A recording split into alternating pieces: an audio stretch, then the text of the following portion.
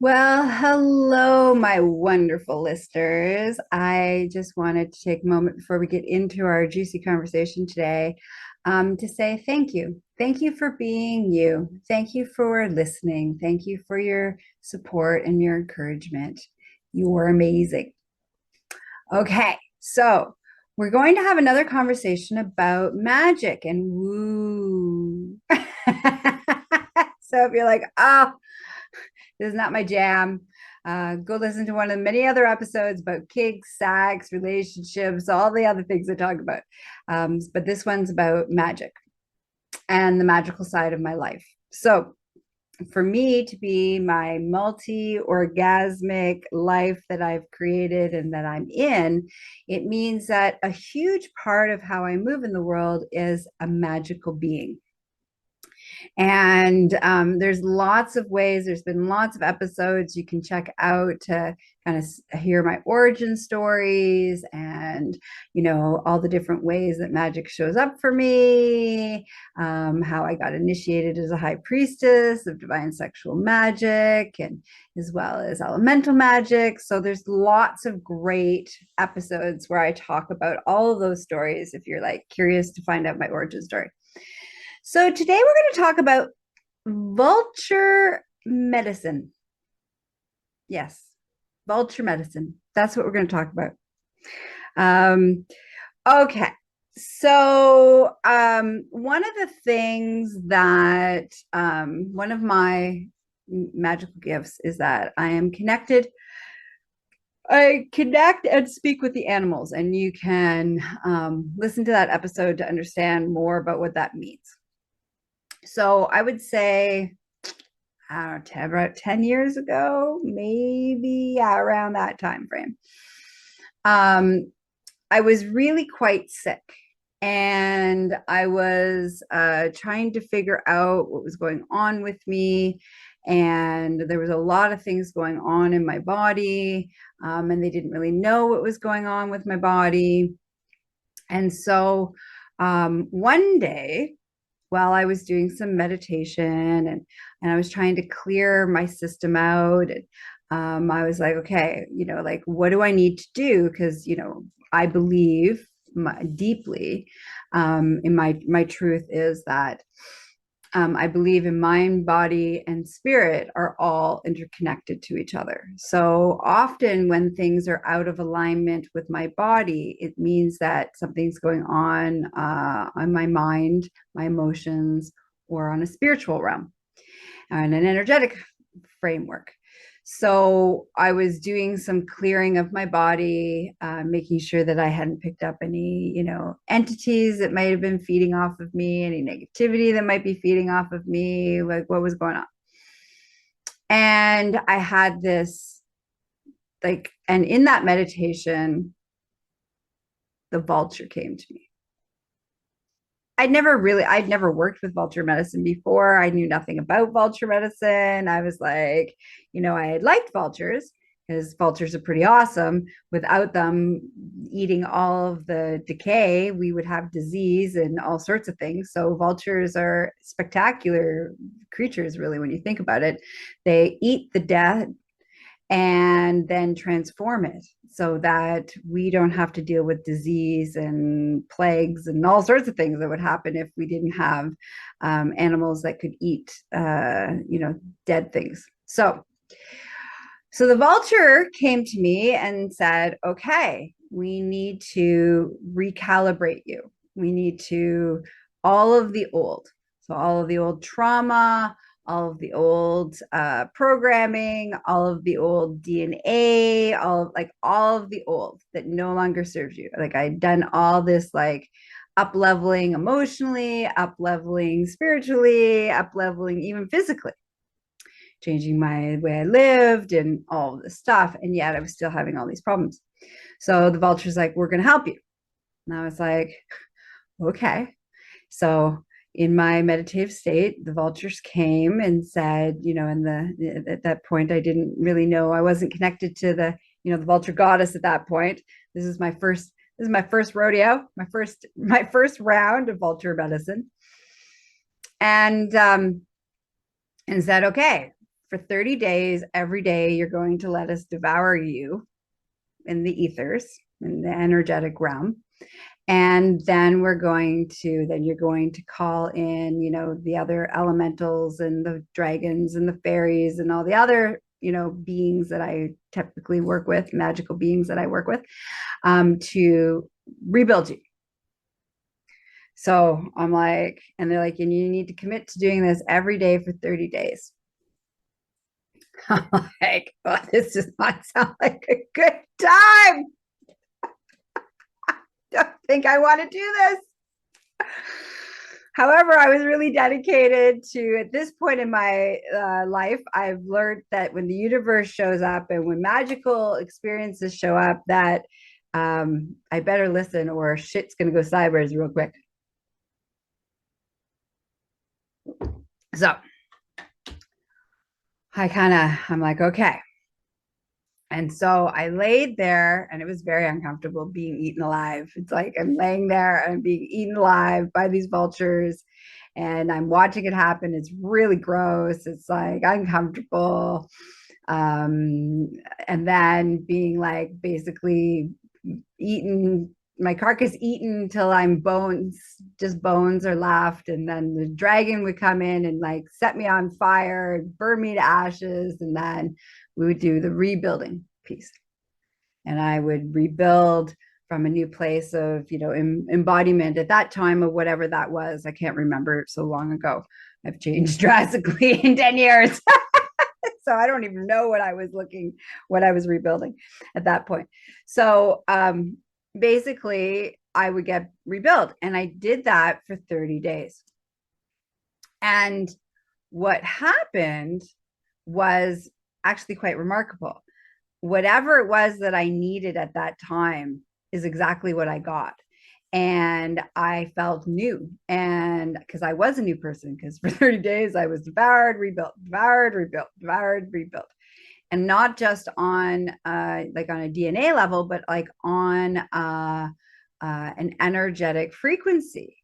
And in that energetic frequency, it allowed me to embrace whatever the new beliefs, new ideologies, new ways in which I was moving in the world. And then I carried on. I was like, whew. So then vultures started showing up for me everywhere. And it became a part of Vulture Medicine, became like, it was like part of that was kind of, I think, my initiation into Vulture Medicine. So that became a part of how I moved in the world. And when I was doing body work and on clients and helping clients move through stuff, vultures would show up in my treatment room and help me move that stuff out. And so vultures just kind of became a part of my repertoire of ways in which to heal and which to call upon. So since then, I have done probably 4, maybe 5, no, 4. There's been 4 times during that last 10 years. I just did one over actually at the month of August this past year. And I get every once in a while when it's like, it's time for me to like, okay, I've grown, I've learned, I've up leveled, I've, emotionally grown, physically grown, spiritually grown. And then it's like, all right, well, let's make it so that you are in line and are calibrated to the new version of you. It's like this 30 days of death and rebirth, death and rebirth, death and rebirth. And so I just did that in August, actually, because I had like gotten all these beautiful new gifts and my ability to channel had gotten like out of control. I was being able to tap into everything and everyone all the time. So I was like constantly in tune in radio, which, I didn't know how to navigate or manage. And it was really uncomfortable. So that was the big reason why the vulture's like, it's time. So the last 30 days in August, this past August, was again that whole death and rebirth, death and rebirth. But it was really beautiful because now I understand why that happens and the importance of doing it. So even though it's still a daily unpleasant experience, also a really necessary part to help activate me into whatever that new activation is going for, whatever that new up level that I'm having. How do I actually be in this human body and in the frequency of what those, that the spiritual, the emotional, the physical pieces. So yeah, so Vulture Medicine. So that's my, like, it's very powerful, because again, it's death, and from death comes rebirth, and without death we can't have rebirth. We can't have that growth. That growth comes at a cost. There needs to be something that dies so that something that can feed something to be born. And it's that beautiful cycle of life and death, life and death, life and death. And often if we spend so much time in not allowing ourselves to die, like, like energetically, emotionally, physically, relationships, if we don't let the past die, or the things that no longer serve us, releasing them, which is a death, then we don't have any space in us to allow what is new to be born. And fascinating enough, that 30 days this year, also, doing all of that work also allowed me to look at a bunch of on psychological, emotional, do some major rewiring of my brain, and do letting go of some relationships that weren't serving me, and release people who wanted to be released. And so there was a lot of, like, preparing me. It was almost like this preparation to be able to handle the next level of life. And my next level of life is pretty spectacular. It's the relationships I have in my life are all sorted out, and my, just all the way around, my life is spectacular.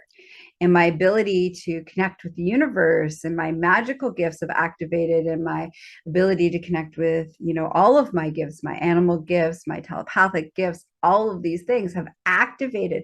But the only reason that I can sit in those activations with comfort and ease, and that's a really important part, is because I did that 30 days of releasing the old. Because the old parts of me were like filled with belief systems of that, you can't have ease, and you can't be that magical, and you need to do this, and you need to be that, and you can't, you need to hold on and hoard your relationships, and like all of those old values and beliefs and ideologies, lived in the old version of me. And so that 30 days with the vultures allowed me to, like, let go of all of the old that doesn't serve me, allow it to all die, and then allow possibilities for the rebirthing to happen. And so I'm still in all fairness, I'm still in a rebirthing stage. I've released and let go, and I've released and let go, and the letting go of all these people and things and stuff and expectations, and dropping into, like, really surrendering and contentment. And these things are rather have been rather uncomfortable for me in the past. So that was what that 30 days got me ready for, is this whole fall, during the fall into the winter, like really allowing me to activate and step into my truth, into my power, into my voice, into what the biggest thing is ease, stepping into ease, not struggle, not suffering, not pain. And so again, that wouldn't have happened if I hadn't cleared the space and used and allowed, and well, not even allowed, listen to the vultures say, this is what you need to do, listen to the universe, surrender. So if you're like, wow, that's kind of fascinating, and how do I connect in that way, and how do I, Vulture medicine might not be your thing. It may be some other form of kind of death and rebirth magic that calls to you. But the really most important thing, and again, as always, is that you need to protect yourself when you're doing magic. I kind of talk about it offhandedly, but every time I drop into meditation or holding space or doing anything magical whatsoever, actually every day when I wake up in the morning, I do this ritual of, of putting my protection of love and light. When I ask the universe, I ask the universe of love and light. When I connect to the animals, I talk to from a place of love and light. I'm protected. I am bubbled. I am, in that safe space to know that no matter what, I am safe. I am protected. And when you start to explore magic, if you are new to this world of magic and intuition and all these beautiful places that this can lead you, the first thing is that you must know how to protect yourself and how to do it safely. Just like everything else I do, safety, safety, safety, safety, safety. Whether it's in the dungeon or I'm frolicking in the forest talking to the fairies, doesn't matter. It's all about the safety. Okay. And so that safety is key. Protecting yourself, bubbling yourself up, using your intentions, we're using the language of love and light when you're calling things in. And again, if you're like, well, you know what, this is fascinating and I want to explore more of my magical self, your energetic self, your magical gifts, you can reach out to me because I have a magic I have a program, an online mentorship program it's called Essence Magic for Beginners. And it's all in line with one-on-one mentorship with me to help you find your gifts, the way that the things show up for you, how you best activate you, what best serves you, how to do it safely.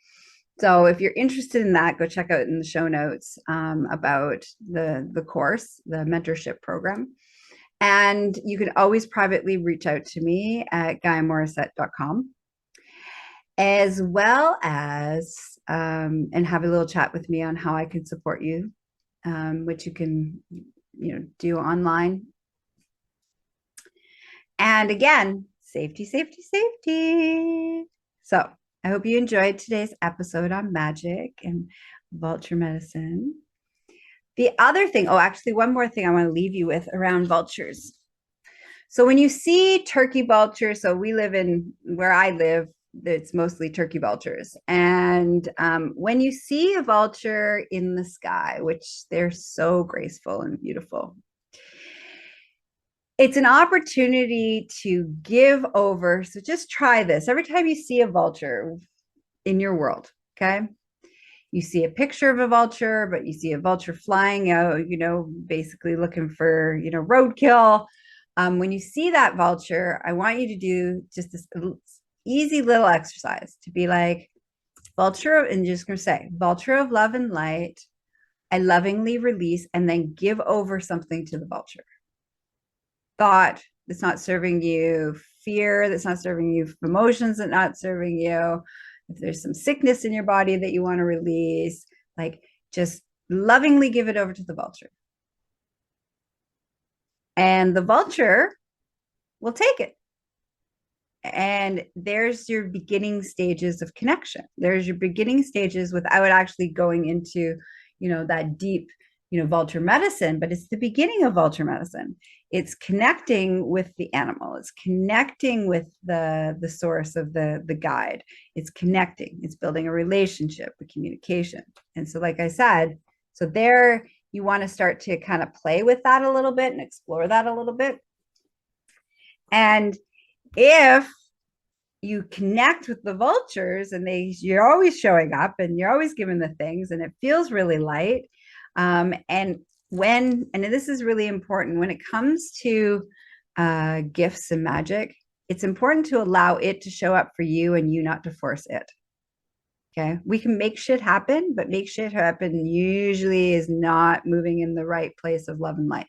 It's not allowing, it's not a receiving, and it's not, Yeah, it's not from usually not from a place of love and light when we like try to control the narrative. So if you are called to work with the vulture medicine on a deeper level, other than just, when you see the vultures, give over something to the vultures, let the vulture show up, and it'll show up, and the vulture will show up for you in a dream. Vulture will show up while you're meditating. Vulture will show up. And when that vulture shows up, ask the vulture what you need. So, this is a piece around surrendering and listening and trusting, and not about control and forcing and making happen. When we go, especially in the realm of energy, ethers, magic, whatever you want to call it, this, basically the other dimensions, when you move in that way, you can either move from a place of love and light, or you can move from a place of darkness. And darkness, not as in like death is bad or black is bad or night is bad, but darkness being that negativity, that place of black magic, that doesn't serve us. It may serve you in the interim, like in the moment. It may feel really good. It feels fantastic. It might have instant gratification, but there's a high price to pay. And that price is not one that you may not even pay it in this lifetime, but eventually, as somebody who knows all about this, eventually you will have to pay the price for that. So don't do that to yourself. That's my advice. That's my loving advice. Don't make that choice. It's a really hard choice. It creates a lot of stress and pain, like down the road. Do it from a place of love and light. That's why I always say love and light. Love and light, what that does is it makes sure that my intention is clear, and then I'm allowing. So I ask and then I receive, and I ask and I receive. I don't tell, I don't make, and I don't force. So if you're called to then I'm going to say this again. If the vulture medicine, other than giving over what we talked about, something to the vultures while they're flying over above you, do not go into, okay, I'm gonna dive into vulture medicine, and I'm gonna do, what Gaia, what Gaia did, and I'm gonna do 30 days of vulture medicine and like let them eat me, devour me, and blah blah blah, all the things. Do not do that unless a vulture, like in the ethers, in your dream, comes and talks to you. And when they come and talk to you, again, ask them what you need. It may not be 30 days. It may be 60 days. It may be they only need to do it once. It may be another completely something totally different that you need. So again, I share these stories of my magical experiences, not as the roadmap of what it is going to be for you. I share these as ways in which to contemplate and think about things and open yourself up to new possibilities. But each one of us, and this is very, very important, each and every one of us has the capacity to move in the world, in the unseen world, and navigate the world of energy. And each of us has different ways that we do that. So there's no two people that move in the same way, and nor should they.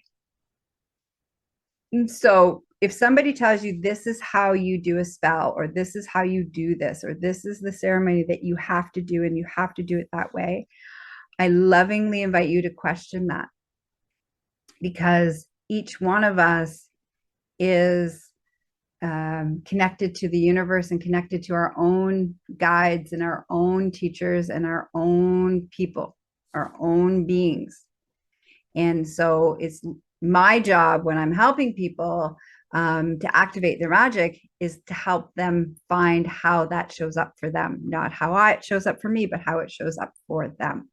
So that's a really important part as you go on this wild ride of, activating your soul, activating your soul's purpose, activating why you're here, activating your gifts, activation. Okay. All right. Till next time, stay safe. Remember the intentions of love and light. And being a control freak in any aspect of your life is not a good life choice. Whether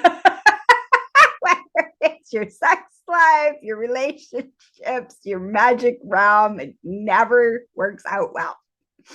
All right. Till next time. Bye. Well, I hope today's episode inspired you, encouraged you, and of course, made you feel tingly inside. I just want to take a moment to tell you how much I appreciate the time that you spend and how I really deeply appreciate you listening. I do it for you guys, the audience, and I love and adore you guys. So, quick loving reminder, I am not available for naked pictures, getting married, having sex, or having anybody's babies. And when you want to spend more time with me in a professional capacity as your coach, your teacher, your educator, your facilitator, you can reach me at GaiaMorissette.com. That's the gateway to all things Gaia. Now, if you're like, oh, I really wonder what's in the extended version. I also lovingly invite you to follow me on Instagram, which the handle is My Orgasmic Life Podcast, where you can leave feedback and comments. Also come join me on Facebook at My Orgasmic Life Podcast Facebook group. And I really want to hear from you. I want to know how this show affected you. What did you learn? Was it inspirational? Did you agree? Do you disagree? I want to know, because I'm a little bit of a voyeur. So I want to know how am I affecting you? So please come leave some comments. Now, if you're like, but I don't want everybody to know what I'm thinking, which is okay. Sometimes we need privacy and we need to be anonymous. So you would like that option? We have that. You can email my slutty assistant, Layla, at GaiaMorissette.com. Okay, listeners, until next time, may your life be filled with sexy exploration and orgasmic pleasure. Mwah. Bye-bye.